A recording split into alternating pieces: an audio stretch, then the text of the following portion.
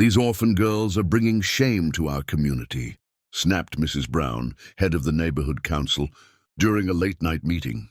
"Feeding those street people? Criminals, addicts, jobless parasites, and these girls are making them heroes. We must put an end to this nonsense." The room fell silent. Some nodded in agreement. Others stayed quiet, afraid of Mrs. Brown's power. But far away from those bitter words, two sisters, Anna, 10, and Lily, 8, were busy in the orphanage kitchen, filling boxes with warm food. Every weekend, they would take leftover meals and walk the streets, handing them to homeless men and women. "Here, ma'am. Please eat," Lily would say shyly, offering a meal to a tired woman in ragged clothes. "You remind me of my daughter," the woman whispered, tears rolling down her cheeks. The girls never asked for anything in return. To them, kindness was natural. But soon, photos of them feeding the poor spread on social media. Instead of admiration, a storm of hatred followed. "These orphans are dangerous. They'll bring crime into our streets." The comments piled up.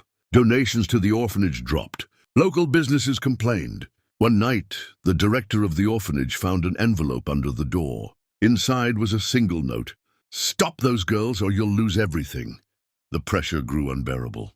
Food banks stopped supplying. Schools whispered against the sisters. Even the city council began an investigation. "Why are children being sent to interact with the homeless?" Anna looked at her sister and asked, "Did we do something wrong by giving food?" The director hugged them both. "No, my loves.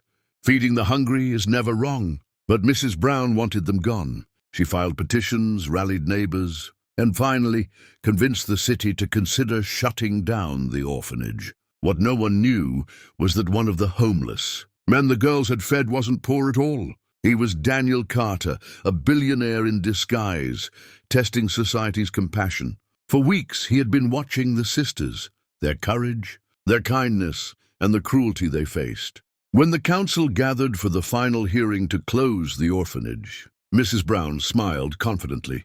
"These girls are a risk to our neighborhood. The orphanage must be removed." Suddenly, the doors of the chamber opened. A tall man in an expensive suit walked in. His presence silenced the room. "I strongly disagree," Daniel Carter's voice echoed. Gasps filled the hall. "That's Daniel Carter, the billionaire?" "Yes," he said, stepping forward. "And I am one of the so-called homeless parasites these girls fed. They gave me food when everyone else turned away. They showed me the real heart of this community, not hatred, not greed, but compassion." He placed a thick folder on the council's desk. Inside were documents exposing Mrs. Brown's corruption, secret real estate deals, and her campaign to drive out the orphanage so she could sell the land.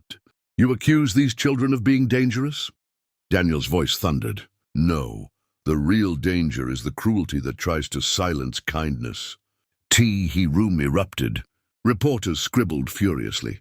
Council members exchanged nervous glances. Mrs. Brown's face turned pale as the evidence was read aloud. Within weeks, the world around Anna and Lily began to shift in ways they had never imagined. The once powerful Mrs. Brown, who had ruled the neighborhood with fear and arrogance, was stripped of her position. Her corrupt deals, her manipulations, and her schemes were laid bare for everyone to see. The woman who had tried to crush two innocent girls was now the subject of whispers and shame. The orphanage, once on the edge of collapse, now stood stronger than ever. Thanks to Daniel Carter's generosity, its walls were repainted, the playground rebuilt, and new dormitories constructed. The most beautiful addition, however, was the brand new kitchen, a space filled with warmth, the smell of fresh bread, and laughter echoing through the halls. On the entrance wall hung a plaque, in honor of Anna and Lily, who taught us that kindness can change the world. What had started as two little girls handing food to the poor became a movement. Daniel didn't just give money, he built a program. A fleet of food trucks rolled out across the city, each decorated with bright colors and the words "Hope on Wheels." At the back of every truck, volunteers stood ready with hot meals, smiles, and open hearts. Every weekend, crowds gathered. Businessmen, students, teachers, nurses, and even retired grandparents came forward to join Anna and Lily. They worked side by side, packing meals, carrying boxes, and serving plates to long lines of homeless men, women, and children. For the first time in years, the poor of the city felt visible, felt human. Anna and Lily became the faces of compassion. Reporters asked them questions, but the girls only shrugged shyly. "We just wanted to share our food," Anna would whisper. "It makes us happy when others eat," Lily added with a smile. The city began to change. Streets that once carried only despair now carried hope. Where there had been silence and shame, now there was music, laughter, and community. People who once walked past the homeless with cold stares now stopped to offer a hand, a blanket, or a kind word.